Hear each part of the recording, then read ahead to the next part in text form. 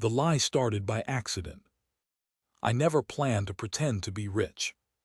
But one conversation at a coffee shop slowly turned into a misunderstanding that I did not correct.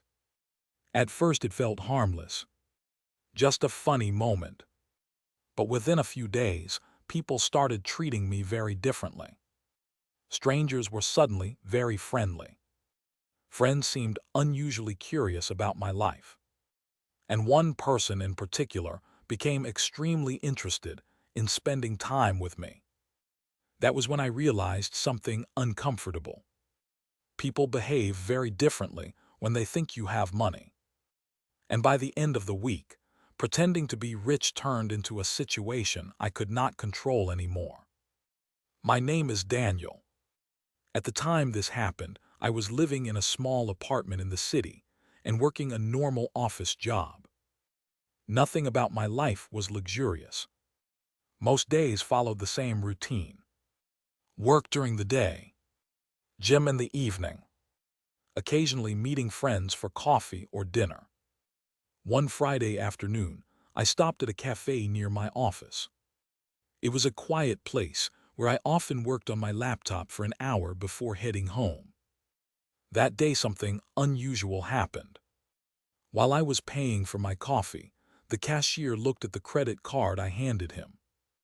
It was a sleek black card that my bank had recently issued. He raised his eyebrows slightly. "Nice card," he said. I smiled politely. "I guess."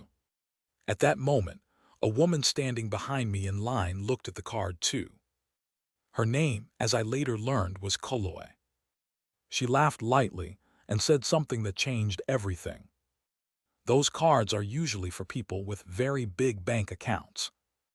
The comment was clearly meant as a joke. But instead of correcting her, I shrugged casually. Something like that. That small moment created the misunderstanding. And I did not realize how far it would go. Chloe and I ended up sitting at the same table in the cafe. The place was crowded, and there were not many open seats. We started talking casually. At first, the conversation was normal. "Where do you work?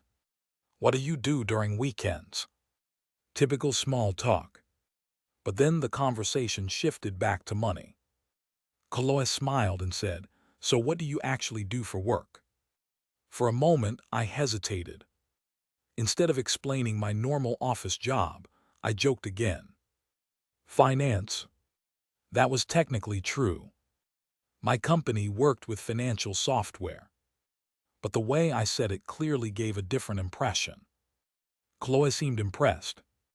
"Oh, that explains the card." From that moment, the entire tone of the conversation changed. She asked questions about investments, about businesses, about travel. Each time I gave vague answers, and each vague answer seemed to confirm her assumption. By the time we left the cafe, Chloe was convinced I was very successful. Over the next few days, we started meeting more often. Coffee turned into dinner. Dinner turned into long evening walks. Chloe was funny, intelligent, and easy to talk to. But something about the situation felt slightly uncomfortable. Because the entire relationship had started with a misunderstanding. Every time the topic of money appeared, I avoided details. Yet Chloe seemed increasingly interested in that part of my life. One evening, she said something that made me pause. "You must travel a lot for work." "Sometimes," I replied. "Do you ever feel lonely?" The question surprised me. "Why?" She smiled softly. "I imagine successful people like you are always busy." That sentence stayed in my mind. Successful people like you. The truth was much simpler. I was just a normal guy with a normal job. But now the misunderstanding had grown into something bigger. And correcting it suddenly felt awkward. About 5 days after the cafe conversation, Chloe invited me to a small gathering with her friends. I agreed. The evening started pleasantly. Her friends were friendly and welcoming. But after a while, I noticed something interesting. Many of the conversations focused on my supposed career. "What kind of investments do you make?" one friend asked. "Do you prefer property or stocks?" another asked. Each question forced me to give careful answers that sounded impressive, but revealed very little. Inside my mind, I kept thinking the same thing. This situation is getting out of control. Later that night, Chloe and I stepped outside for some fresh air. She looked at me thoughtfully. "Can I ask you something honestly?" "Of course." She hesitated for a moment. "Are you as successful as everyone thinks you are?" That question felt like a turning point. For a few seconds, I considered continuing the lie. But something about her expression made me stop. She was not asking out of curiosity. She was asking because she wanted the truth. I took a deep breath. "I should probably explain something," I said. Then I told her everything. About the coffee shop. About the misunderstanding. About the jokes that slowly turned into assumptions. When I finished speaking, there was a long silence. Chloe looked at me carefully. Then something surprising happened. She started laughing. Not a polite laugh. A genuine, uncontrollable laugh. "I knew it," she said finally. "You did." "Yes." She smiled. "You are terrible at pretending to be rich." That moment changed everything.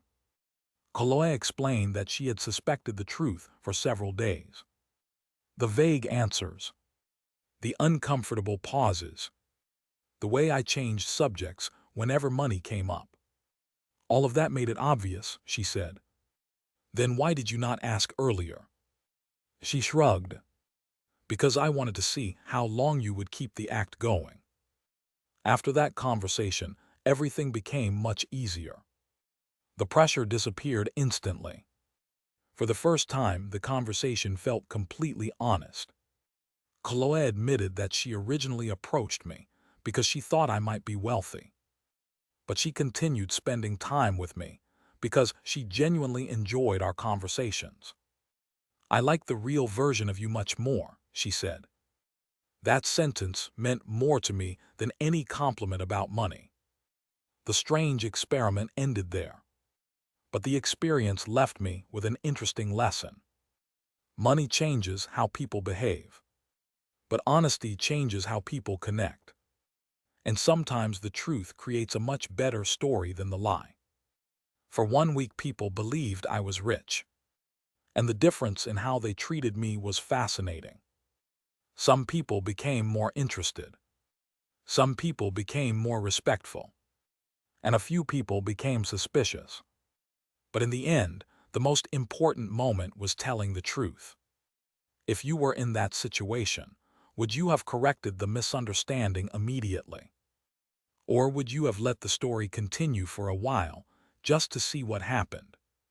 Let me know in the comments.